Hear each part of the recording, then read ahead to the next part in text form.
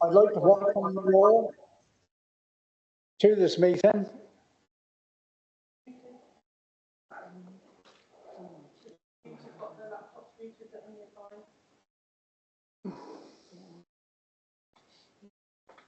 Could you please follow Helen's instructions? Anyone round the tables here? Yeah.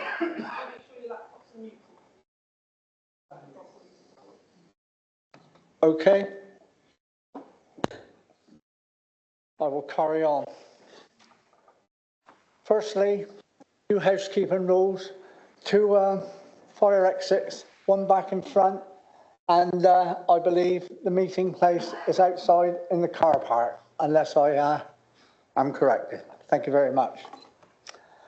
A few preliminaries I'd like to read out to you. First, I introduced myself previously, so I won't do that again. I'd like to welcome you all here to this meeting, all members of the public, those online, and councillors in the room who are not members of this committee. The meeting is taking place in the council chamber here in Shepton Mallet. Cameras within the council chamber allow us to film the meeting for viewers on Teams and also record the meeting. Therefore, any members of the public present should be aware that they may be recorded even if they are not participating in the meeting. If this causes you any concern, then please let me know now.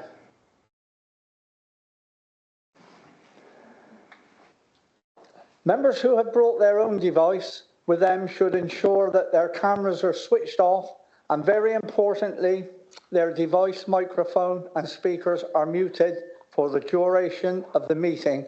Otherwise, this causes feedback, as we experienced just now.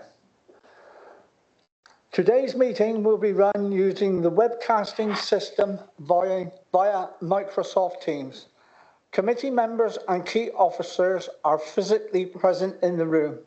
Other elected members, members of the public and officers physically or remotely join the meeting to speak on specific agenda items or observe. The agenda pack is available via ModGov.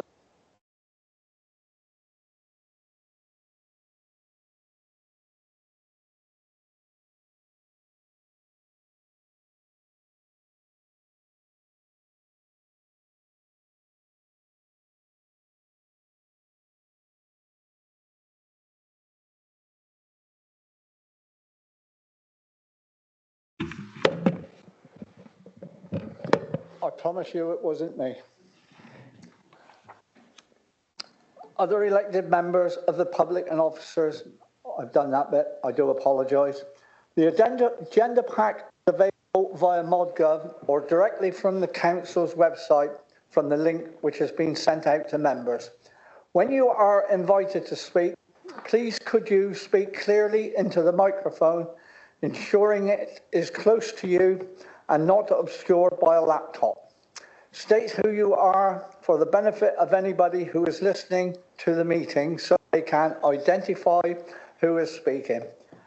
Please remember to turn off microphones when not speaking. For those who wish to see subtitles, there is a facility in MS Teams under the ellipse button called Turn on Live Captions, which provides subtitles on the screen.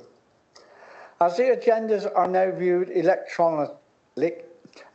electronically, could you please kindly request that all members and officers refer to page numbers from the published agenda pack to assist all present in finding the appropriate information.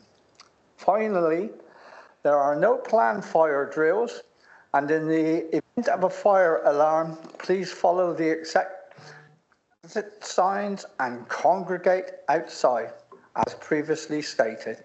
If anybody present might need assistance in exiting the building, then please let one of the Democratic Services team know. Thank you very much.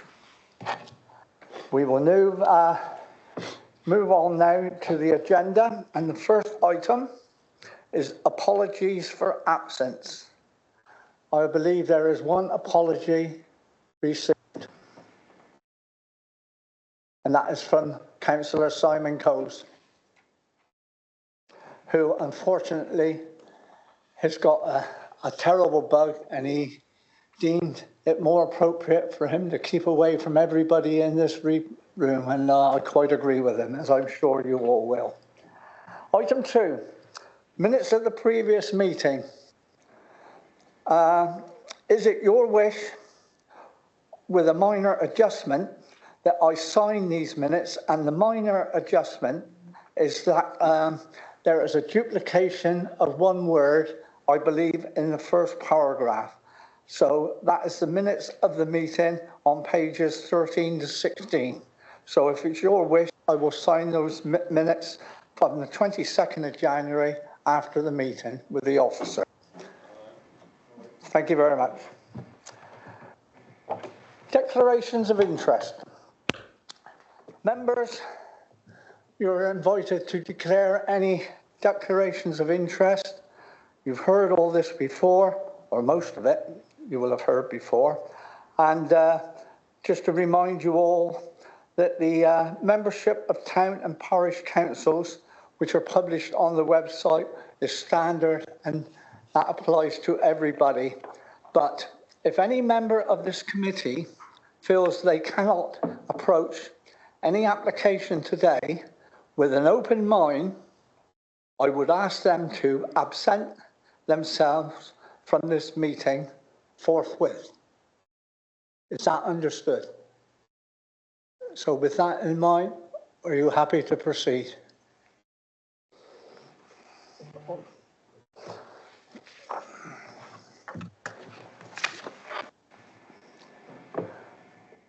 Item 4,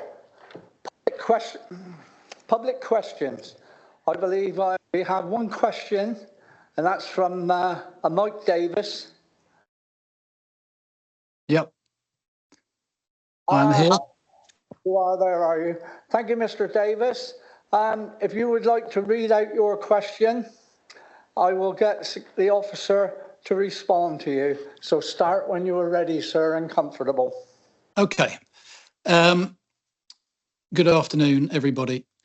The performance figures presented to the committee are not fit for purpose. They are a clear misrepresentation of how poor the service is and how your monopoly position is an abuse of taxpayers and developers who pay for a service.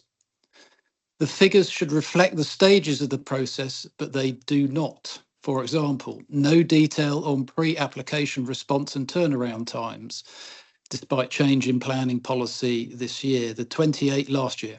The 28-day turnaround time commitment was removed for applicants during last year, probably because it was not met. I had 2 applications that I put in for pre-application. I did not get a response on either. No detail on how many requests for extensions of time are requested by the council, how many applications receive multiple extension requests. I lost count on one of ours.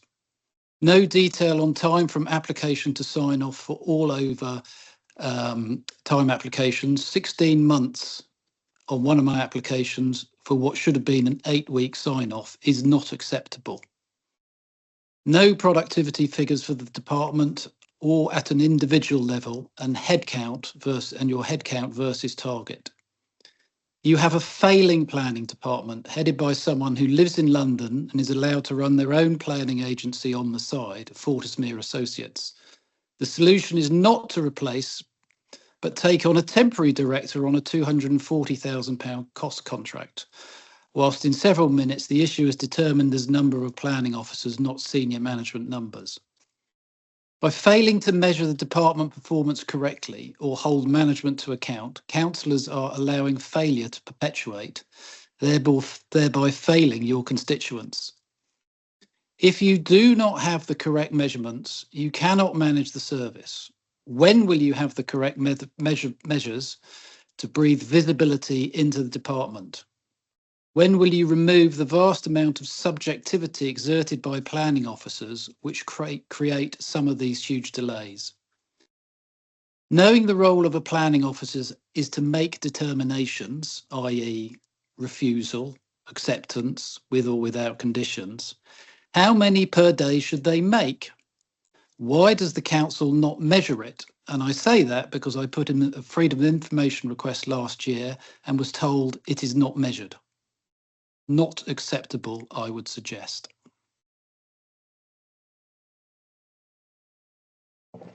Thank you very much, Mr. Davis. I will ask Alison Blonde Cooper to respond on your question. Alison is the head of planning currently. Alison, over to you. Thank you, Councillor Locke, and thank you, Mr. Davis, for your statement and your 4 questions. I'm not going to comment on your statement, but we'll focus on the questions that you've raised. The Planning Service does have a wide range of performance indicators and other measures to track its performance. Corporate performance reports are provided quarterly to the Executive, and the report due to go to the Executive on the 11th of March agenda will provide the most recent figures up to the end of December 2025. And this includes information on the number of applications that we have on hand. We also report to the Corporation Resources Scrutiny Committee and to the Performance Risk and Budget Board. In addition, detailed reports with additional performance data have been provided since vesting day to this Strategic Planning Committee quarterly, the last one being on the 22nd of January 2026, and these are open to public scrutiny. Secondly, the planning system relies on a complex mix of legislation, council policy, and the judgment of a wide range of professionals from disciplines as various as ecology, archaeology, urban design, highways, engineering, environment, drainage, and so on. Subjectivity or professional judgment is at the heart of the planning system and is regularly tested at planning committees and through the planning appeals system and public inquiry.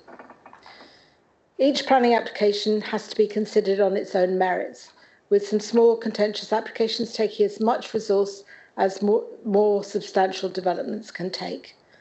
The productivity of each development management officer is measured, and systems are in place to support the effectiveness of each officer in order to improve productivity. Recently, measures have been put in place to focus on reducing the level of planning applications on hand, and the service is aware of the need to now focus on the pre-application and enforcement elements of the service. The Council does not set targets for individual performance, but all case officers have their caseloads regularly reviewed by managers to ensure that productivity and quality is maintained. Thank you, Chair. Thank you very much, Alison. Thank you. Right, we will move swiftly on to the planning applications. And the first application before you is SCC/4082/2023, extension of Stoke Quarry, pages 17 to 87. And this, I will invite the officer, Ruth Amundsen, to present the report. Over to you, Ruth. Thank you, Chair. Good afternoon, everyone. Is the sound okay? Can everyone hear me? Good. So we're asking the committee to determine 4 applications relating to the Moons Hill Quarry Complex near Shepton Mallet. The first application is for an extension to the west of Stoke Quarry with access through the existing quarry. And the application proposes the extraction of 18.8 million tonnes of Silurian andesite, a proportion of which will be suitable for use as high specification aggregate in road surfacing. In addition to that, there are 3 Section 73 applications which are dependent to a degree on the decision on the first application, and they're to retain the plant and supporting infrastructure in the existing quarries to support the extension. So the Moons Hill Quarry Complex is a long-established quarry. It's been in existence for more than 100 years. It produces volcanic rock Silurian andesite, which has particular qualities of strength, durability and resistance to polishing that makes it suitable for the wearing course in road building projects. And rock, these qualities is limited in extent across the UK. The nearest alternative sources are Cornwall, Leicestershire, South Wales and Ireland. So it's in short supply. The Somerset Minerals Plan recognises the importance of this material and commits to maintaining a 15-year land bank of the material. That's in policy SMP2.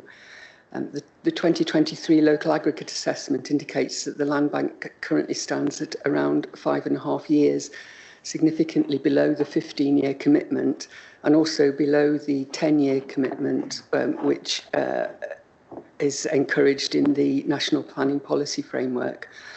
The 2024 LAA is due to be published soon, and it's likely that the land bank will have fallen further since then.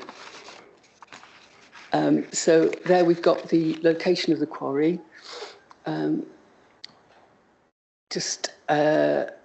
So the existing quarry, we'll see in slides in a minute, is to the right, to the east of that. Can I next slide, please? Right, and that's just a more detailed view. So on that slide, you can see the quarry there to the east, the existing Stoke quarry. There's also Mendip House to the south, the Old Froome Road, and the unnamed road at the side there, and the Wagon and Horses public house there to the west. Okay. So that's the satellite view, just showing the same thing really, but you can see on that the existing quarry either side of Longcross Bottom Road. Okay.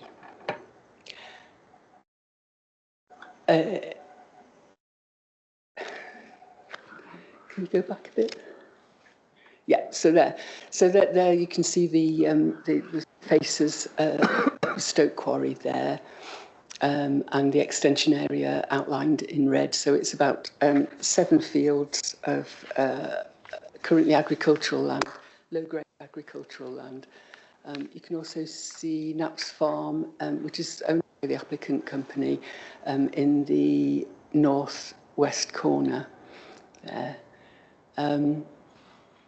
So the quarry in total, the existing quarry, extends to 146 hectares, and it currently comprises the Moonshill Quarry and Stoke Quarry, which are operated in tandem, and they're located either side of the Longcross Bottom Road, which runs north to south between Waterlip and Stoke St Michael.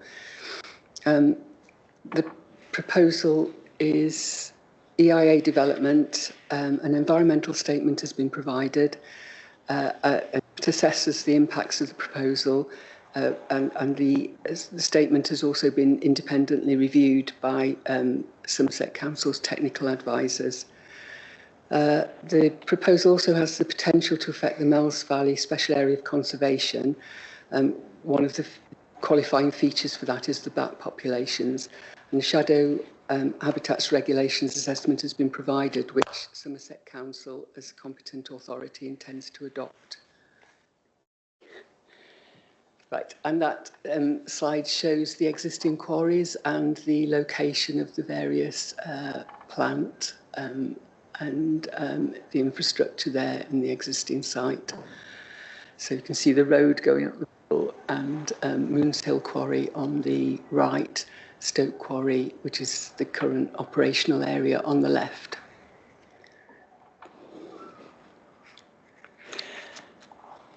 And so the extension area would be worked in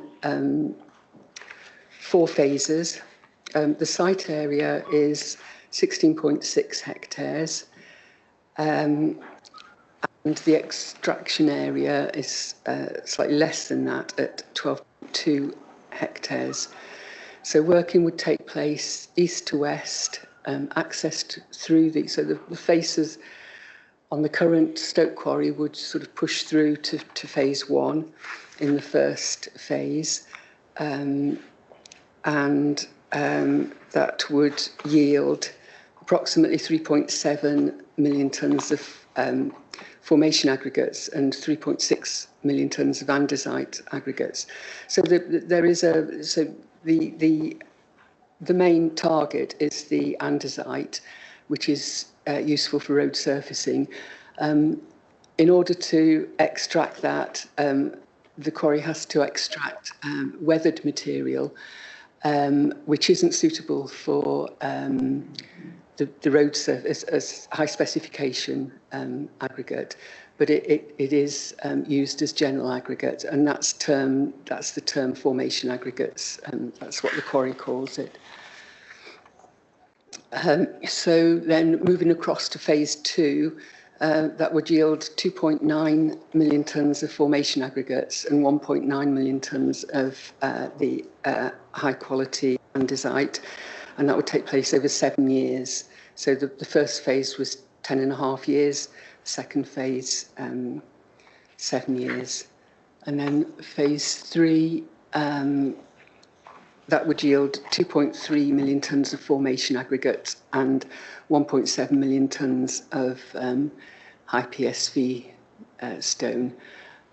You can see as well there that there's a footpath of public right-of-way which would be diverted at the start of the development around. So it goes over there. You can see it on the west there, and going up round the top. I think that's the green dotted line. Yeah, and that would be maintained then.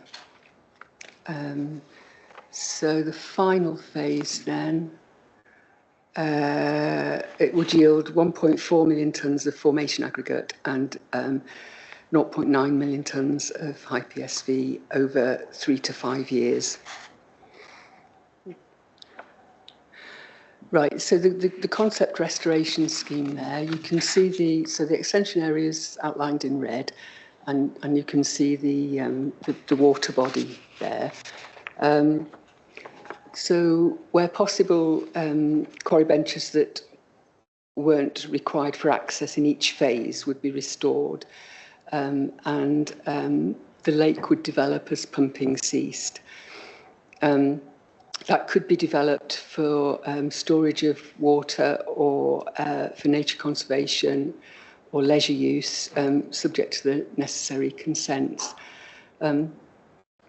So what we're proposing is, the concept restoration scheme gives an idea of what could happen, what could be achieved.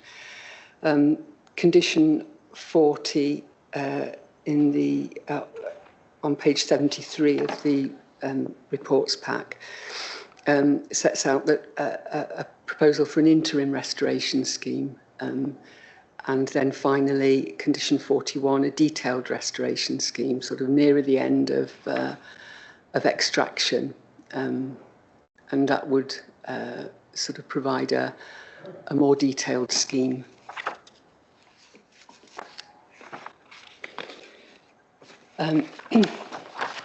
So the restoration is focused on providing habitat to support bat roosting and foraging.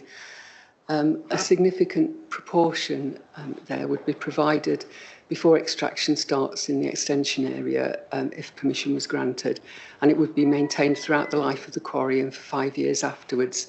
That's in order to achieve the habitats evaluation procedure mitigation.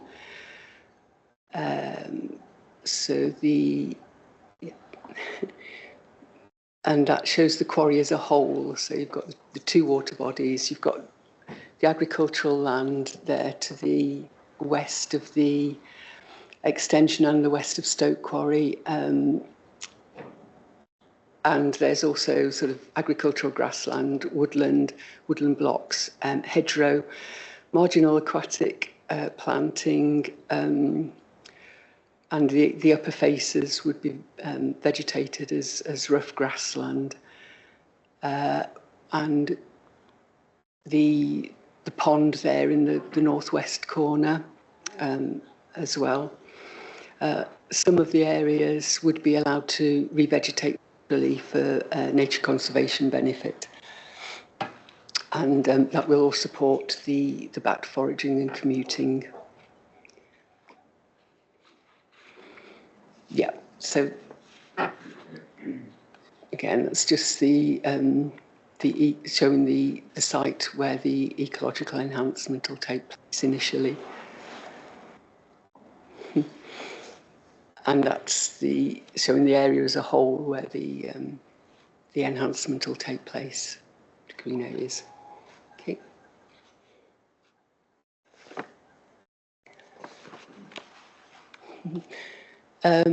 Okay, so this is a plan just for context, really, showing the extension area over to the left-hand side.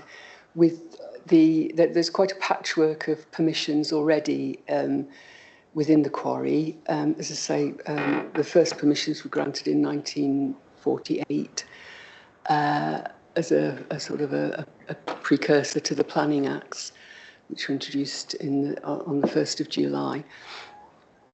So you can see that there are two IDO areas, which are either side of the road, and then a larger area, which was a previous extension at that time. So in terms of the key issues, there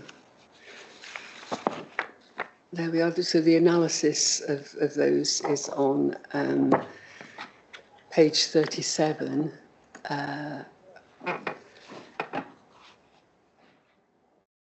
In the report. In terms of the consultation responses that we've received, the applications have been subject to 4 rounds of publicity as the application has changed in response to comments made by the likes of Natural England and the Environment Agency. So in the final round of consultation, the remaining concerns are from Somerset Wildlife Trust about the impact on the Mells Valley Special Area of Conservation. However, Natural England and Somerset Ecology Services have not raised objection. Stoke St Michael and Dalton Parish Councils continue to object on a range of issues, but the environmental and amenity impacts of the scheme. And the Woodland Trust remains concerned about the loss of veteran trees. So a lot of the initial concerns have fallen away through changes to the application. We also received in the region of 27 objections from local residents and businesses. Again, the grounds are set out in detail in the report, but they include the amenity and environmental effects of quarrying, the impact on local businesses, and the impact on climate change. So in the planning balance, the quarry provides a significant economic and social benefits in line with advice in the National Planning Policy Framework and the Development Plan. And that arises from employment. The quarry employs 120 people directly and 80 hauliers, and it indirectly supports the rural economy through procurement of goods and services, payment of local taxes and charges. It also provides a local supply of aggregate product, including the scarce high specification aggregate, as well as general aggregate for the local construction industry, which is required for house building and infrastructure projects in the area. The proposals would mean that local communities would experience the effects of quarrying for a longer period, and 30 years isn't an insignificant timescale. However, the conditions proposed and the mitigation measures, which would be secured through the conditions, it is considered capable of reducing the impact to acceptable levels, and that's based on the advice of the consultation responses that we've received from the technical advisors. So, having considered all the consultation responses and the representations received and taking into account the national and local policy framework, officers conclude that the benefits of the proposal in terms of the local economy, continued supply of a scarce resource, continued supply of aggregate to maintain a steady and adequate supply of construction materials, and ecological enhancements and benefits through restoration outweigh the limited harm which can be minimised through conditions to set limits and to secure the mitigation measures proposed in the application. Officers therefore recommend that the application is approved subject to the conditions set out.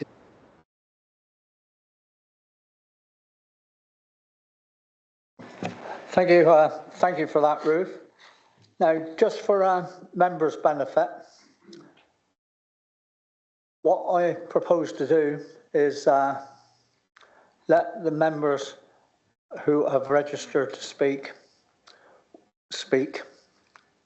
on this particular application in front of you, this particular number, and then I will come to members of the committee, and then for them to ask any questions which they may wish to ask of the officers, and then to consider the recommendations which has been outlined by the officer, and to take things on from there.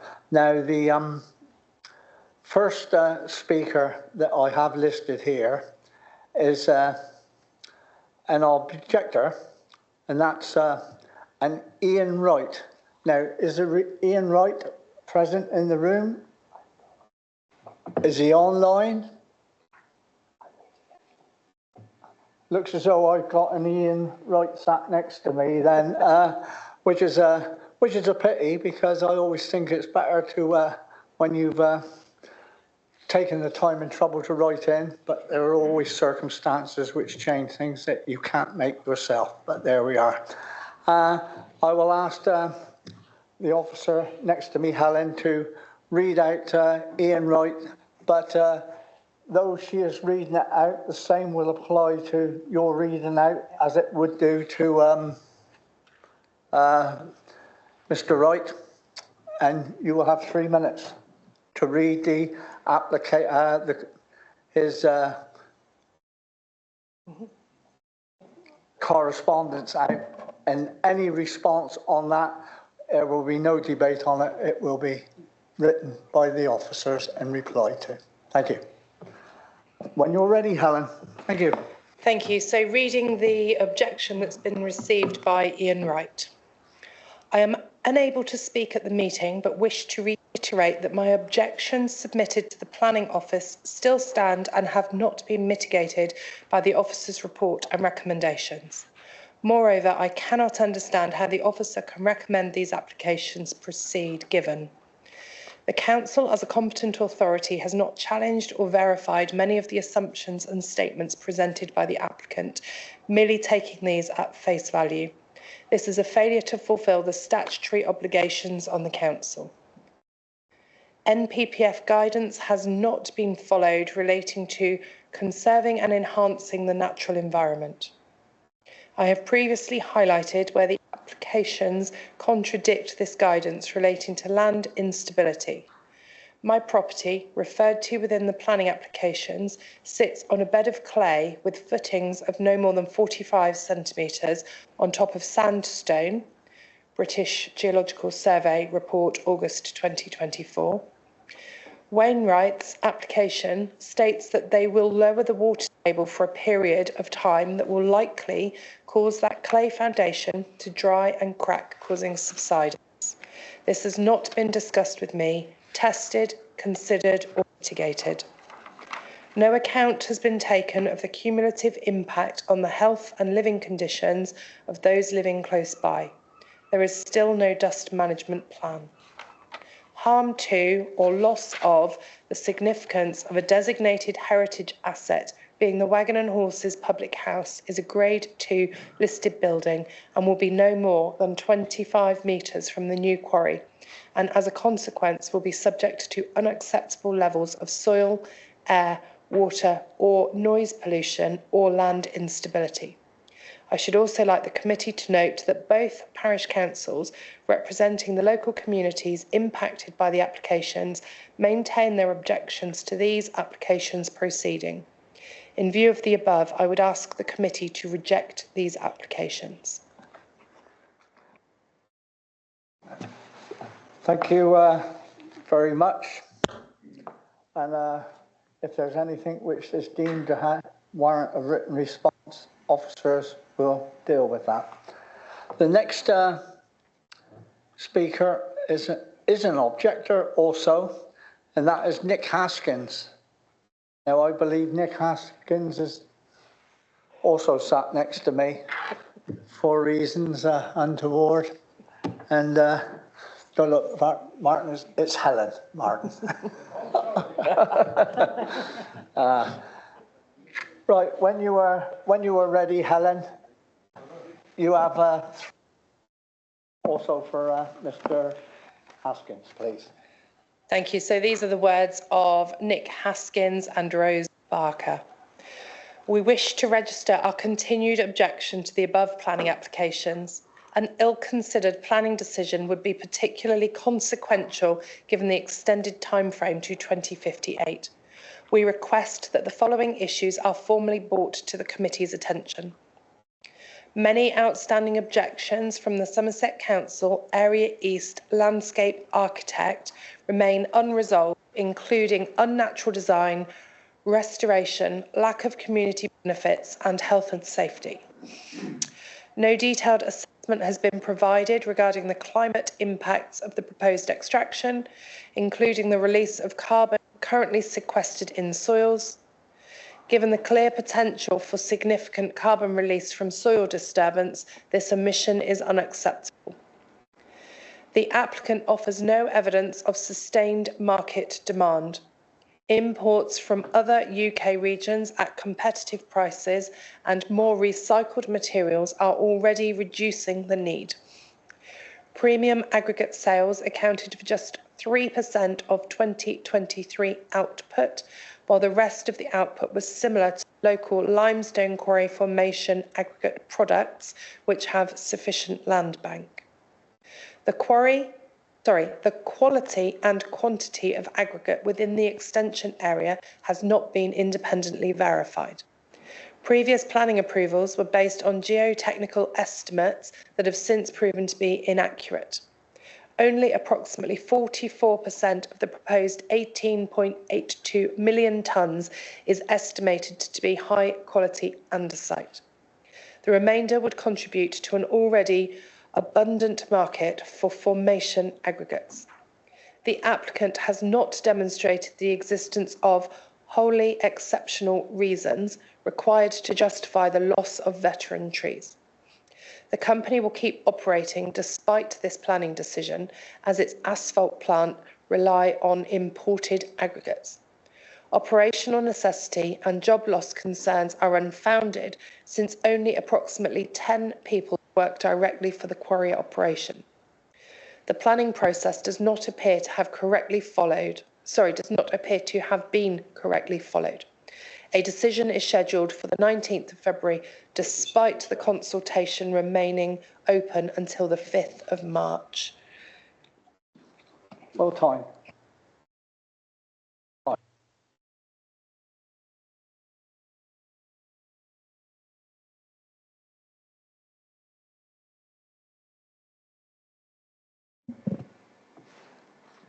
That is the correspondence from the 2 copies of the objectors' objections. I would now like to call on supporter for the application, and that is Peter Barkwell, Director at the Quarry. Mr. Barkwell, if you would like to come forward, thank you very much indeed. When you're comfortable there and you start, you will have 3 minutes also. Thank you. Good afternoon all. Thank you for the opportunity to speak. I am Peter Barkwell, and I am the Chairman and former Chief Exec of John Wainwright's. Wainwright has a long heritage in the Mendips. We've been trading since 1891, and we've operated Moons Hill Quarry since 1897, employing generations of local people and making a positive contribution to the economy, local communities and the environment. The Moons Hill Quarry complex has a turnover of £41.2 million and has 147 employees, the majority of whom are from the local area. Wainwright has always been committed to supporting local communities. And in 2016, 10 years ago, we formed the Wainwright Futures Foundation. This foundation has since awarded more than £250,000 in grants to 978 local causes that aid community vibrancy, education and environmental sustainability. We also host and provide management support for the Somerset Earth Science Centre, which is a vital educational facility providing learning opportunities for thousands of school pupils, college and university students and local residents. We undertake an annual litter pick. This is over a period of 1 week each year, and we pick litter from 20 miles of road verge. We deliver these community benefits because it is part of our ethos and it is about doing the right thing. We have been in Stoke St Michael for several generations and are committed, absolutely committed, to the area. We also put environmental sustainability at the heart of our activities. We are ISO 14001 accredited, which is the international standard for environmental management systems. And we pride ourselves in delivering high quality restoration that promotes biodiversity and protected species. In 2022, we committed to a sustainability policy to deliver carbon neutrality by 2035 and net zero by 2040. We have since electrified the company car fleet, providing numerous charging points across the site. We've reduced waste, increased the use of recycled products substantially, been using hydro-treated vegetable oils, and recently secured a consent to put in place a 1.9 megawatt solar farm. And that, along with the existing solar generation at the quarry, will be able to provide 45% of Moons Hill Quarry's future electricity requirements. I therefore respectfully request that the planning permissions before you today are granted and that Wainwright can continue to deliver these economic, community and environmental benefits for generations to come. Thank you very much. Thank you for listening. Thank you. Thank you very much, and apologies for my colleagues' IT mishap, but you know what these phones are. We all get the pocket calls, and I'm trying to make some excuses here. I'm sorry about that. There are no excuses, I'm afraid. Sorry. You had 2 seconds left, actually. But apologies. But I'm going to call now Ben Dormer, who's an employee of the quarry, to speak. Good afternoon, Ben. Good afternoon. Ready? When you are ready. Okay, thank you. I think we're ready. Okay. We are ready. Splendid. Over to you. Good afternoon. My name is Ben Dormer and I'm in charge of operations at Moons Hill Quarry. I've been working at Wainwright since 2016. High quality andesite is extracted at the Moons Hill Quarry complex, which is used in road surfacing because of its high polished stone value, which is a recognised measure of skid resistance and is important to the safety performance of road surfacing materials. The Moons Hill Quarry complex is split into Moons Hill and Stoke quarries, which provide the only source of andesite within Somerset. The nearest alternative sources are from Wales, Cornwall and Ireland. As a result, the continued supply of high quality andesite is for local, regional and national importance. Without Moons Hill Quarry, andesite would have to be imported from outside of Somerset, which would be less sustainable. It would be significantly increasing HGV movements, with corresponding impacts in terms of carbon emissions and wider environmental effects. The strategic importance of this resource is reflected in your mineral plan, which requires the maintenance of a 15-year land bank for andesite and safeguards the surrounding land from non-mineral development. The andesite reserve are, however, due to run out in less than 4 years, and the andesite land bank is less than the 15 years required by government and your local plan. The application before you today seeks to extend the operational life of the Moons Hill Quarry Complex to address this identified shortfall and to continue supply of high polished stone andesite for a further 27 years. In doing so, they will also safeguard the ongoing operations and the skilled local employment and economic benefits it supports. As explained in the planning application, 3 years of commencement works are being envisaged before andesite can be extracted. With less than 4 years of reserve left, it's therefore vital a planning decision is made today. Finally, I've personally reviewed each of the objections from the local community, and I recognise and respect the concerns that have been raised. I can assure the committee that proposals have been carefully designed to avoid unacceptable environmental effects and will be operated in accordance with planning conditions and industry best practice. Wainwrights are committed to maintaining the highest operational and environmental standards. Thank you for your time, and I'm available to answer any questions. Thank you.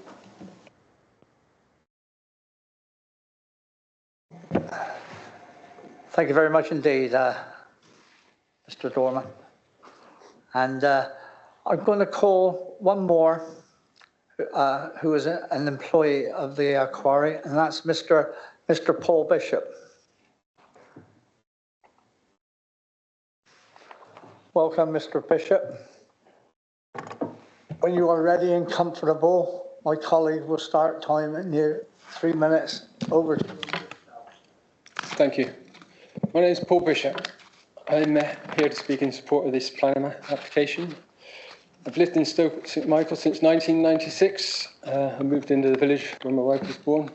We live close to the quarry on Mendip Road. I've been working at Wainwrights since 2004. My son also worked at the quarry where he successfully completed his apprenticeship. I'm concerned that if the quarry is allowed to run out of stone, then it'll close and I'll lose my job in a couple of years. This will have a huge impact on my family and other families locally who work and provide services at the quarry. I'm here to ask that you approve these permissions today.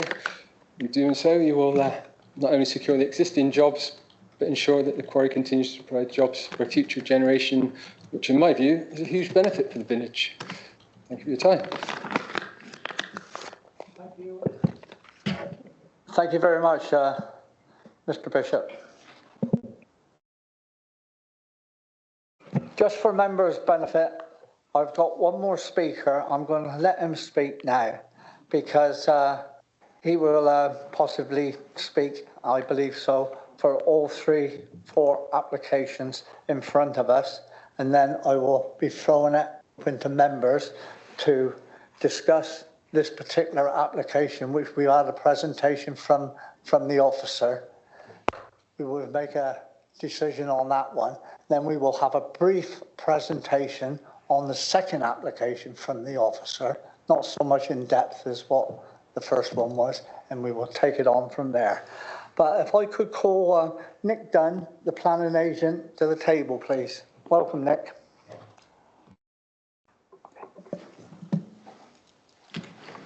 When you are ready, sir, over to your good self. Good afternoon, everyone. The design of the proposals in front of you today have been an iterative process following detailed pre-application advice, public consultation, and to adopt the mitigation identified during the EIA process.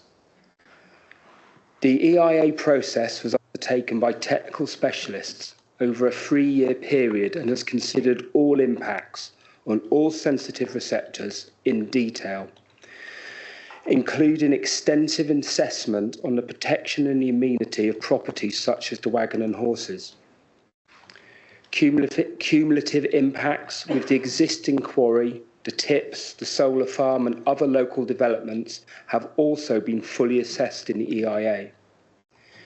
The EIA has been subject to detailed third-party scrutiny by your independent specialists and the statutory consultees, who have tested the findings of the EIA over a 2-year period, with updates to the EIA being provided to successfully remove the technical objections. Whilst there has been some local objection, each concern has been considered in detail, and where material to the planning applications, the concerns have been addressed in the updated EIA.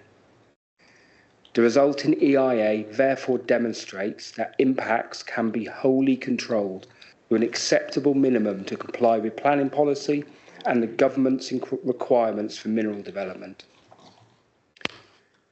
I am pleased to note that the committee report recognises that the EIA is sufficient and that further updates are not required for determination.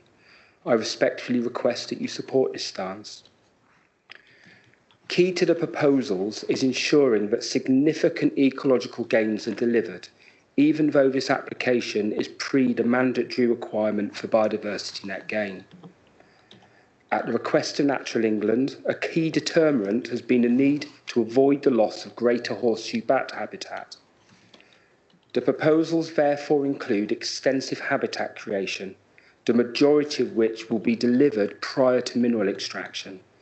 This will include 3.1 hectares of semi-improved grassland, 4.32 hectares of broadleaf woodland, 1.56 of native scrub, 0.34 hectares of pond, the enhancement of 1.3 kilometres of hedge, and 0.86 kilometres of new hedgerow.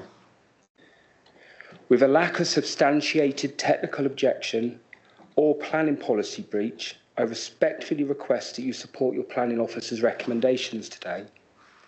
Finally, I'd like to thank the Planning Authority for their patience and skill in dealing with this application. I'd like to thank you for your time, and I'm available to answer any questions if you wish. Thank you. Thank you very much, Mr. Dunn. Right, members of the committee. I'm going to take one of the division members first, and that is Councillor Barry Clark. It's all right, your cards are round the wrong way.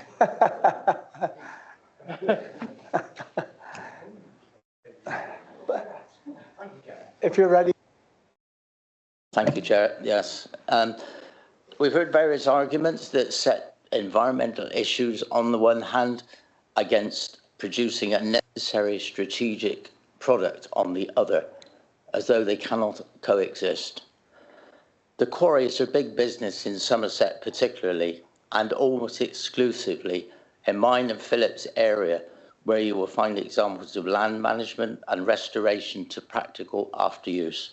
For example, Charlie Bigham's factory in the old Dorset factory, Cookswood Holiday Homes, the industrial estate at Underwood Wells, storage facilities at Hapsford, the diving centre at Bobster, underwater research lab at Waterlip, and the development of the Waterlip quarry into storage units and offices, all disused quarries invisible in the landscape. Ultimately, Whatley, Westdown, Tor, and the Wainwrights complex, all unseen by the casual observer even today, will become water storage facilities connected to the southeast. But all these things take time, and from here to there may take 20 or 30 years. But that is precisely the point of good planning, getting ready for the future.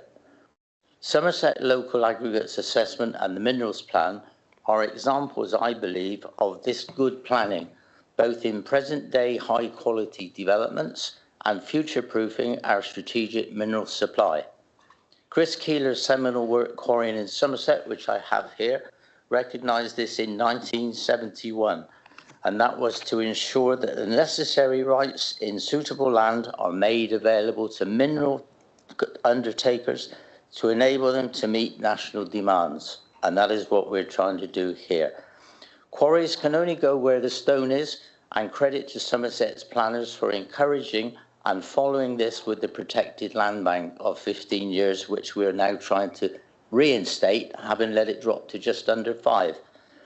Approval of this scheme will certainly not be welcome to some, but among those who object are those who also run businesses and have residents close by. And here one must apply the tilted balance question. Does the quarry do more harm than good? The answer to that is in the conditions attached to any approval that may be given. There will be many. On past performance, Wainwrights have proven themselves to be extremely good neighbours in the locality, and I believe any conditions would be observed by them.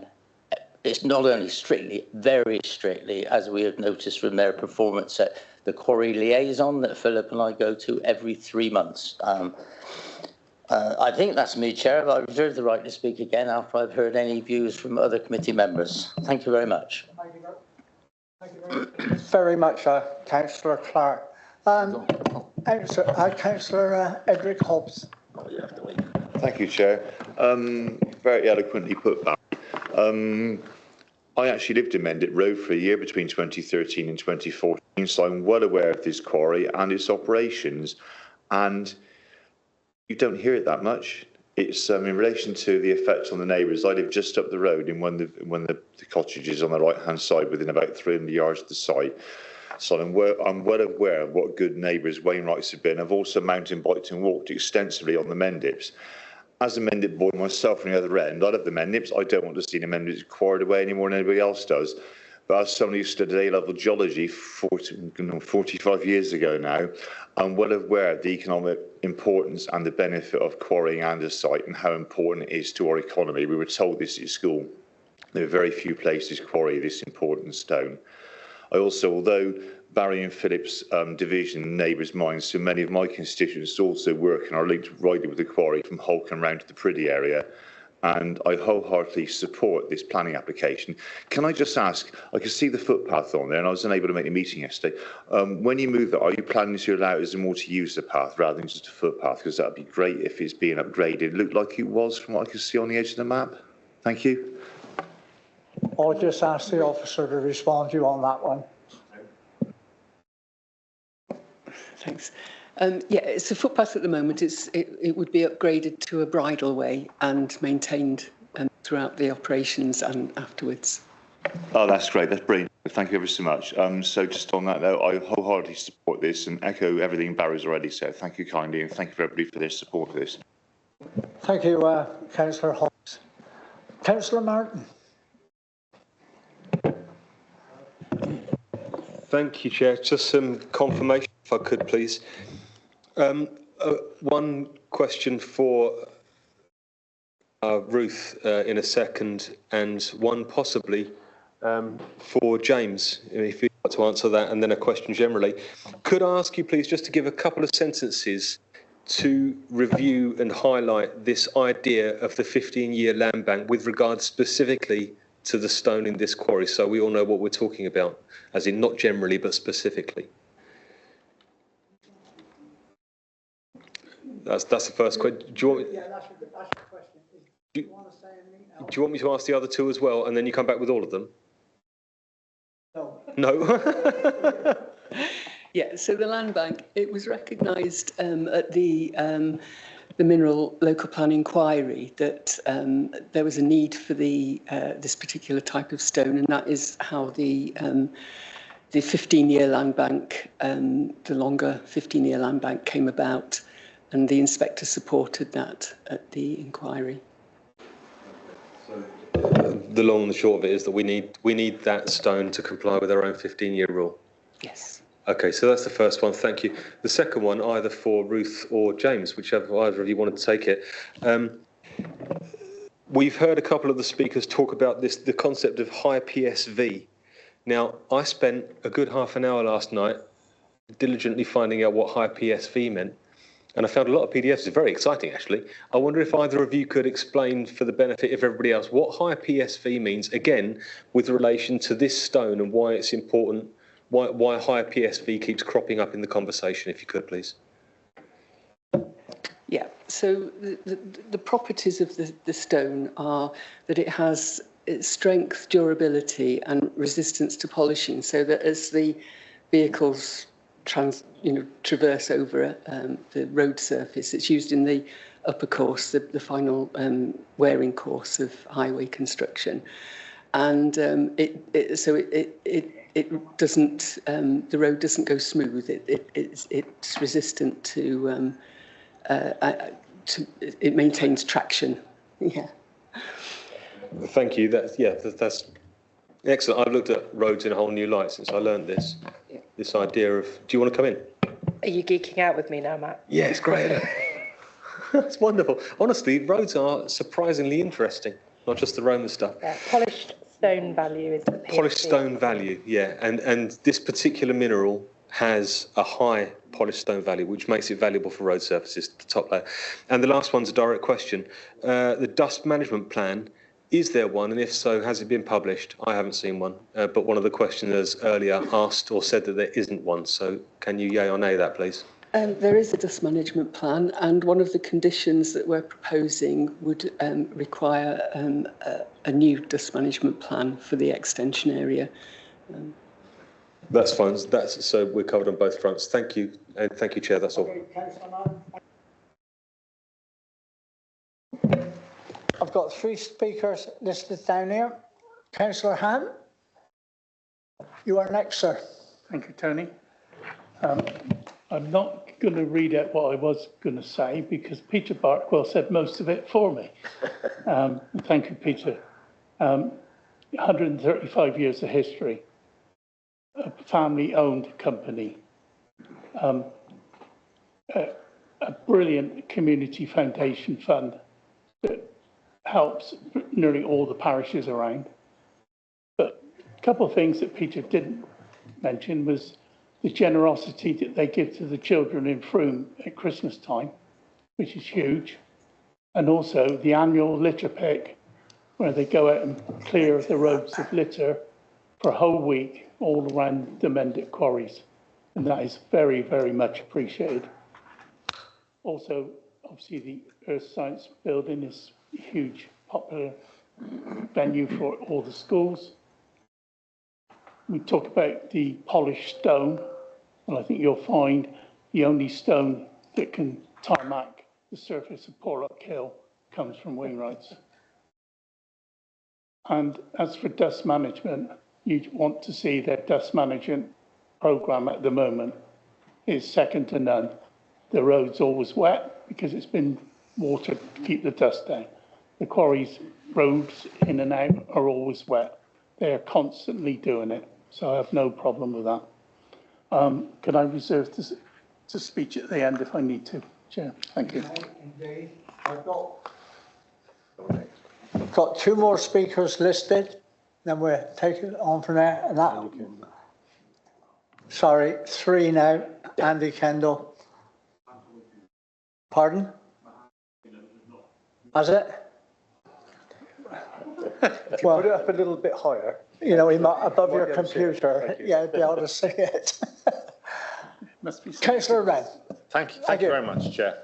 Just a couple of small points. I'm principally concentrating on the aftercare, what's going to happen afterwards, and I note that they're going to create some bat habitat before they start doing anything, which is really good. But I would like confirmation that this grassland is actually going to be grazed, because if it's going to be foraging habitat for great horseshoe bats, they do tend to predate on dung beetles, which means you've got to have some dung, and to have some dung you need some cattle. So I would like to reassurance that it's going to be properly managed to deliver the benefits. The second thing was about the water that when this is all done and dusted, how much water these quarries are going to hold. And I'm just interested to know what the final water table is going to be. And I think Councillor Clark alluded to the fact that there may be aspirations to use this as water holding bodies for human supply. So I was going to just query, because I don't know enough about the geology and the water that's in it, as to how potable, shall we say, will the water that's stored in these voids be, whether it would be particularly acid or alkaline, or whether there are any chemicals in the I keep on calling it anthracite. It's not anthracite, it's andesite. If there's anything in the andesite that may render it not usable, because we're going to come under an awful lot of stress for water in the second half of the century. Thank you. Councillor Reid.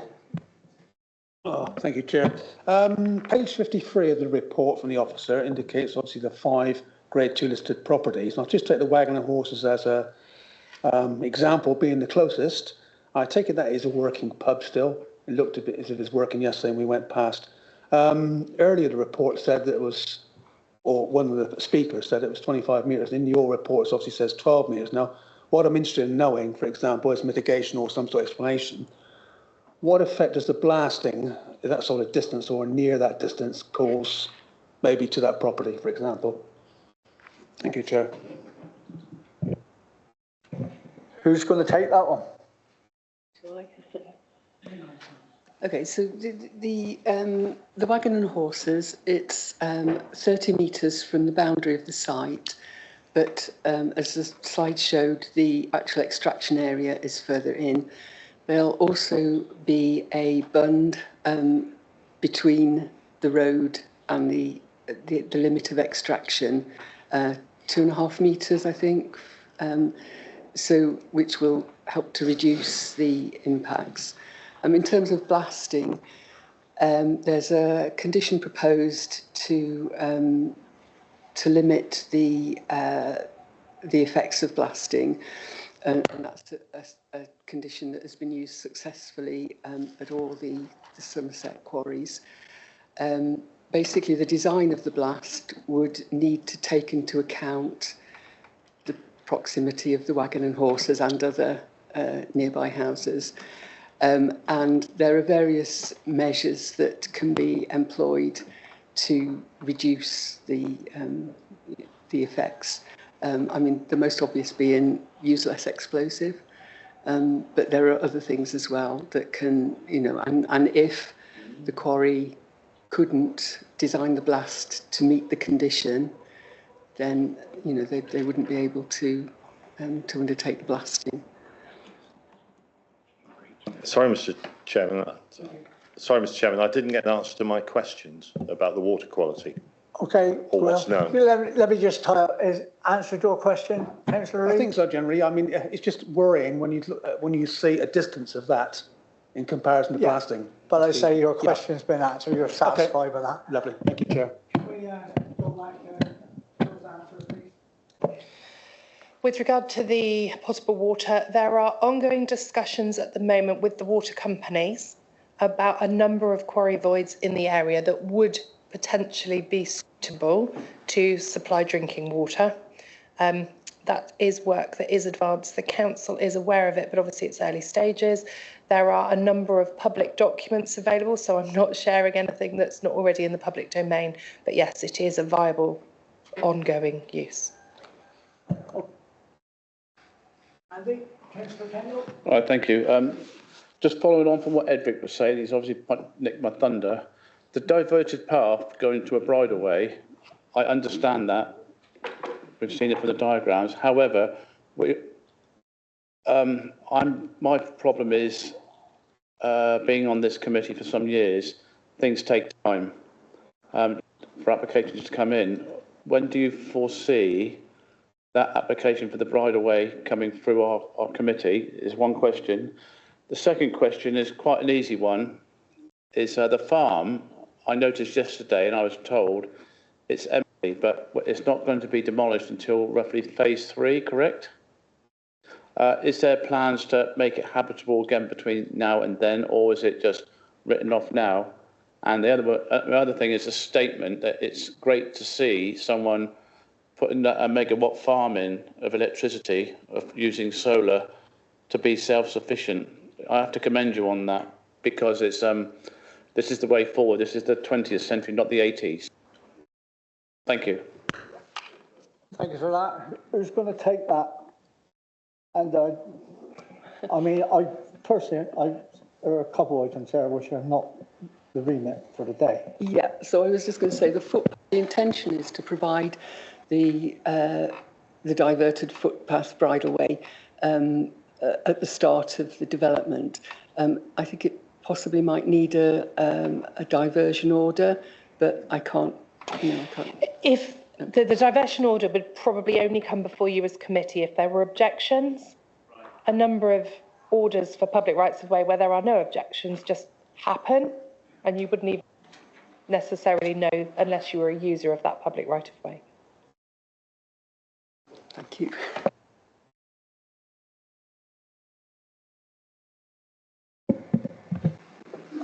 Okay, anything else you can add anything to what Councillor Kendall said or not? Did I cover them all? I think there's one more. Well, yeah, carry on, cover them, and we've finished with that aspect of the. Just the is the farm going to be habitable? Because the stage 3 is quite a long way away. Yes. It's purely out of curiosity. Yeah. Well, I don't know what the company intends to do about that, but if it was occupied, it would have to, the conditions would bite for that, as it would other properties around the site. So you don't, but the bottom line is you don't know the answer to it. You cannot answer it. It's not, it's in the hand of the owners. Well, yes, but it would be protected by the conditions. Yeah. Thank you. All right, Andy.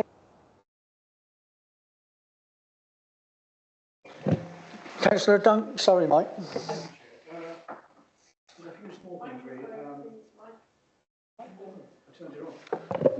There you go. I just question why we're mentioning grade 5 land in the agricultural land section 11.8, page 46 of the report. First of all, it starts by mentioning that the site is grade 4, and then it goes on to say later on that grade 5 land is very poor quality. I'm not sure where that came from and why it's necessary to mention that. But I'm just being nitpicking, but grade 4 is certainly not the same as grade 5. No, okay, so I think the land is classified under the National Agricultural Land Classification System as grade 3B and grade 4, so that's a typo. So it is grade 4 land? Yeah. Okay. Now, what I'm also concerned about is the decibel level, which we've got details on, and we've also got details on what the general background decibel level is at the pub, the Wagon and Horses, and I think that's 44 decibels, I think. Yes, 44, I think. But suddenly we've got to allow 70 for a period of 8 weeks of the year, and normally 55 decibels. Well, I'm not particularly conversant with the difference between those two levels, and I find it quite hard to understand what the people at the pub are going to experience in the uplift to 70 compared to what they're experiencing at present. So I don't know if anyone can explain to me what that would sound like. I mean, have we got anything to compare to it? More than 55 dB we allow than 55 dB. Yeah, I'll let Matt, you just do it briefly and quickly, and that's it. And to be honest with you, this sound is question logarithmic. could have been asked on the site visit yesterday. Well, this is relevant now. Yeah. Sorry, this is relevant now. Well, it was also Sound is relevant logarithmic, yesterday so if as you're well. closer to something, it will be louder. But as what was the figure you quoted? 55. 55. Yeah, 55. We're louder than 55 in here now. In fact, if I speak loudly, that's way over 55, more like 65. It's quiet. Well, so 44 would be quieter. It's a quiet conversation, So it's that we're having to accept higher levels of sound, and 70 will certainly be louder. And it's just trying to work out, I'm trying to work out in my head whether this is acceptable, that's all. Yeah, I think so. From purely a sound pressure point of view, yes. Right, can I end the debate now across the floor? Carry on, Mike. No, sorry. Anything else? Okay, well, we're having to accept these levels. Obviously, there's a balance to be made. The last thing I want to... Well, the balance is the guidelines there, set for a reason, and that's it. Sorry, so I want to look at if someone can illuminate what 900,000 tonnes, because that's what we will be conditioned, shall not exceed 900,000 tonnes over 3 consecutive years. That's annual output. So 1 year you could have 100,000, the next year you'd have 800,000, etc. So I'm wondering, what is the tonnage at the moment, and when was it last at that level? Can anyone illuminate me on that one?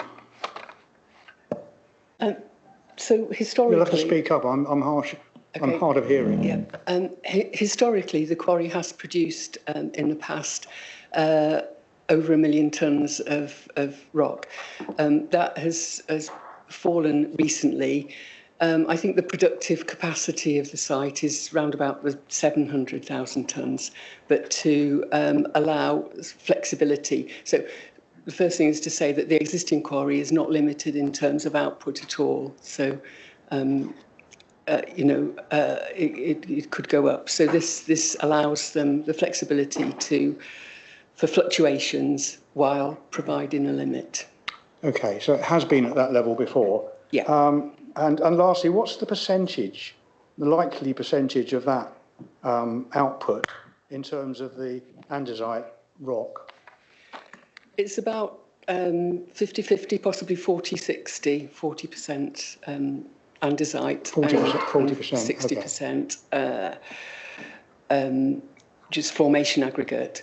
But in order to, the target is the andesite. In order to get at the andesite, they have to remove the upper layers. Okay, thank you very much. Thanks, Mike.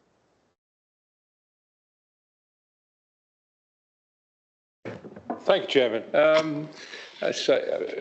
As coming from an area which doesn't have the mining that we have here, I'm a bit of a neutral here, but I have done a few of these reports before, as you well know, Chairman. And I have to say that this one is so very well presented from both the officers and the company, and it doesn't seem to carry nearly as heavy objections as we are used to. I'm somewhat very pleased by that as someone who has to make a decision. And I think that the application has been put together well by our officers.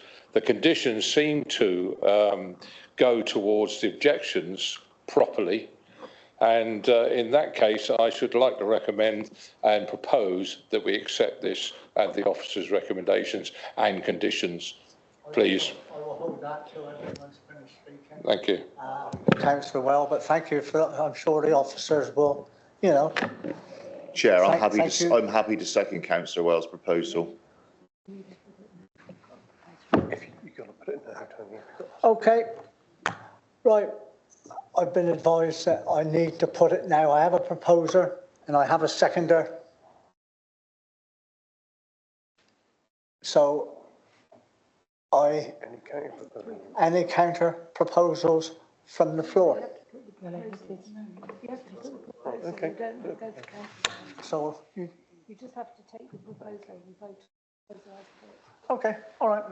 Okay. Well, I thought you had. I thought you have to. I'm sorry, but you have. You know, you have to ask. You take the proposal. Sorry, I thought that you have to.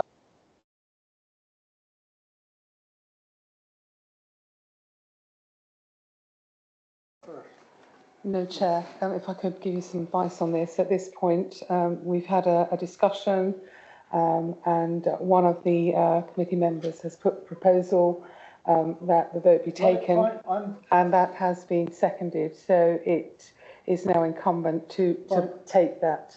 I will be guided by your good selves. So, Councillor Well, are you happy to take the officer's recommendations as what your proposal was? And Edric, as proposed. Right. Can I have a show of hands for those in favour of that proposal and recommendation?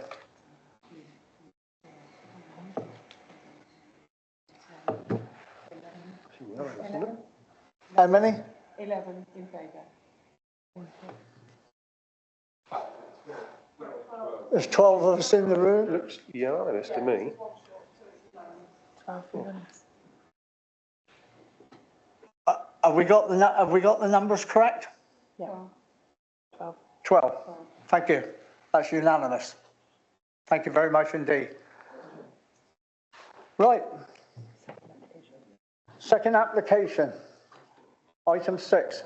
I will hand over. I'm not going to read out exactly what I've got written down in front of me here, but I will ask the officer just to do her brief presentation on the second application, which is 4081/2023. Thank you, Chair. Okay, so the three Section 73s are sort of pretty much the same, really. The quarry has permission under the existing permissions until the 21st of February 2042. That's the statutory date under the review of mineral permissions procedure. And they're entitled to rely on the existing quarries, whatever if the applications are refused, they can rely on those applications until 2042. However, the three applications seek to extend the life of the site, the existing site, until 2058, in line with the extension area. So this is the more recent site. So this dealt with permissions granted in the 1950s and 60s, and there was a review of those conditions. But that's the site area for that. So the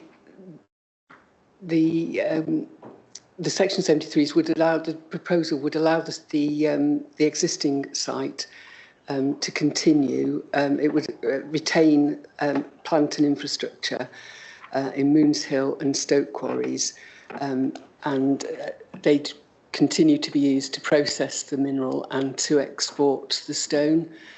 So it's just a case of making best use of the existing infrastructure in the existing sites to use for the extension. So again, the final restoration would be delayed by 16 years. Policies in the development plan and the National Planning Policy Framework seek to achieve restoration at the earliest opportunity. But set against that is that the proposals would make best use of the existing plant. It would avoid the need for new plant in the extension area. No intensification of operations is proposed. And so the impacts in terms of lorry movements and amenity that would not increase compared to the existing quarries, the existing permissions. So again, the application has demonstrated that the effects of quarrying are capable of being reduced to acceptable levels, set through conditions to set limits and to secure the mitigation measures that are proposed in the application. Yeah, so that's just one of the applications. We'll go through the others quickly in a minute. Yeah.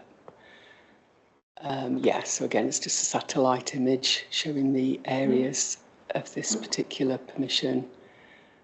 That's showing the existing quarry. Yeah. And again, that's just the overall permission, patchwork of permissions. Okay. Yeah, and that's showing the plant and infrastructure that's already in the quarries that would be retained. So, as I just ran through, the key issues are the effects of the extended lifespan of the quarry on the amenity of the area, living conditions of residents, but also the social and economic benefits of the proposal. And having balanced those issues, officers are recommending approval to extend the life of the existing permissions. So if we go on to the next one now. Yes. Oh, okay. Right, yeah. Councillor Wren. Thank you. I have a question really for our lawyer in terms of section 73, which applies to all these three coming forward. So I would like some clarification, please.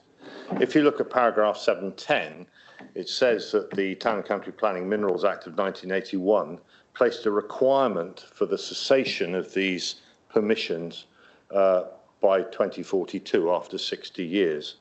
And clearly it says in 711 this cannot be varied. And that has led to the application being made under section 73. Now, section 73 is normally regarded for minor material amendments and not intended to be fundamental or substantial. However, case law has looked at this and come up with a slightly broadened scope of it, and says that it does, if it, what's it say, 716, it goes on to say that there is no statutory limit, but the change must only relate to conditions and not the operative part of the permission. Well, I think certainly for me, extending the life of this permission for 16 years is more than minor. It's quite a substantial, and I think the report acknowledges this is not, inconsequential. So what I really want to know is, what does the term operative mean? Because clearly operative can mean that you're digging a hole in the ground, but you can only dig a hole in the ground for the period of time that you're allowed to. So I want to understand whether the term operative actually could bring the time for this permission into scope or not. And I really want clarification of this, because obviously as a committee we have to get this right, and I would hate for any decisions we take under this to be potentially regarded as unsound. But it occurs to me that there's a slight gap here that I'm not entirely comfortable with, which boils down to the definition or the understanding of what the term operative covers in this context. So I'm sorry, Leslie, I perhaps should have mentioned it before rather than pitch it to you. But if we can have clarification, that's the only thing, that's my only concern in relation to all three.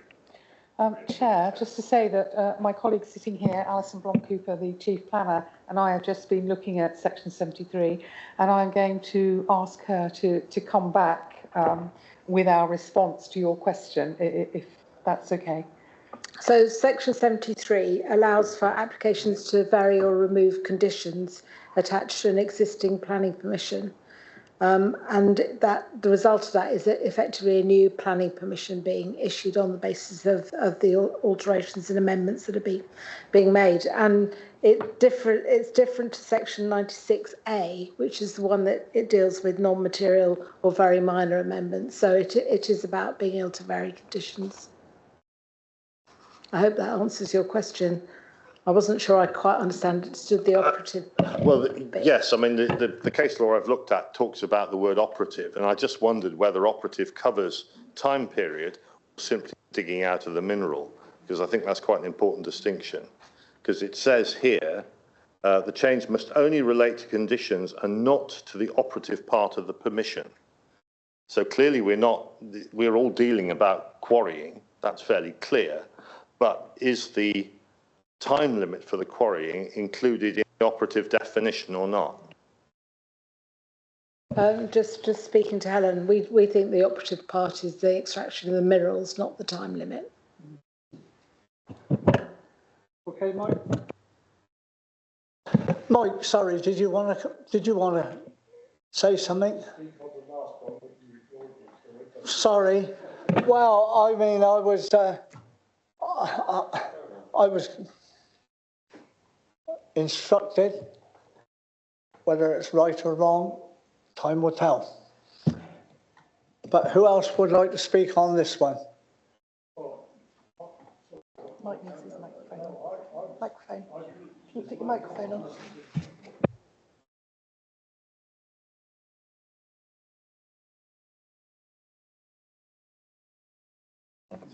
That's it. Yeah, I've studied this one quite long and hard, and to be quite honest with you, I think it's a sensible situation that we accept the officer's recommendation with this one and pass it through with my, so I recommend it goes through with the officer's recommendations. As a proposal? Yes. Thank you.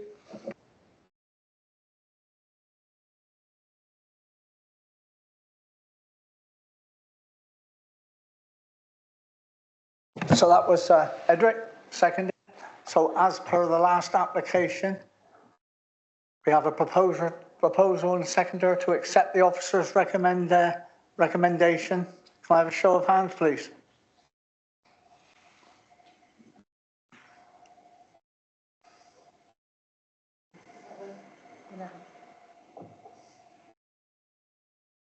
You need to ask who's against. 11. Am I correct? You need to ask who's against. Sorry? Who's against? Right, who's against? Those against, please. Those against, please.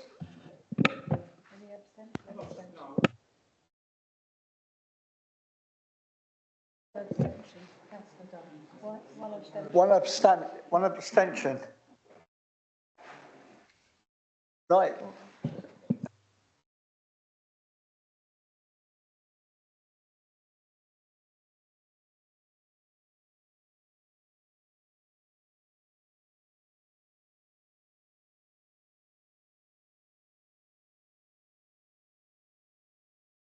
Wait to the green. Yeah, sorry, you're right. 4080/2023 vary planning conditions 17, 37 and 38 of planning permission IDO/M/26/B pages 133 to 175. Okay, so I mean, this is very similar to the previous one. If we just sort of skip through and find a site plan, really the only thing that's different is the location of the permissions. So these were permissions granted in 1948, so the issues, the key issues really are the same, with whether the delay in restoration is justified given the economic benefits and the retention of the plant, the saving in providing new plant. I'm not sure there's a lot more I can say really on that. Yeah.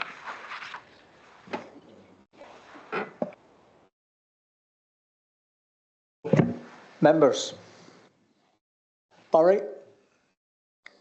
Thank you, Chair. We must pass this one because part of the extant permission that we're looking at now is restoration in 2042.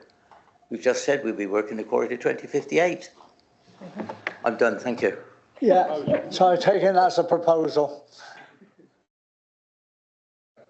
Mike Caswell, happy to second. Right, those in favour of the officer's recommendation? 11. Those against? Those abstain? 1. Thank you very much. Move on to number 8. Application 40792023. Another variation of conditions 17, 37 and 38 from permission IDO/M/24/B.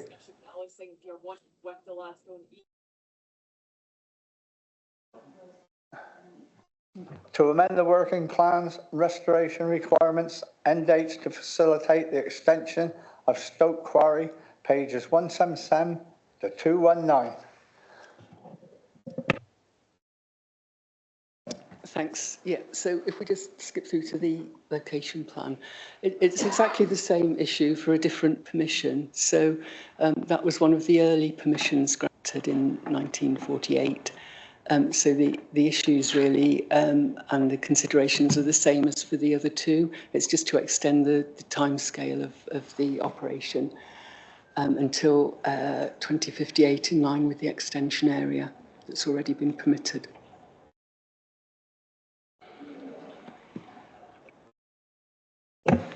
Members? As before, Chair, no choice but to pass it. Exactly. Thank you, Chair. A proposal by Councillor Clark and seconded by Councillor Ham. Those in favour of the officer's recommendation? 11. Those against? Abstentions? 1.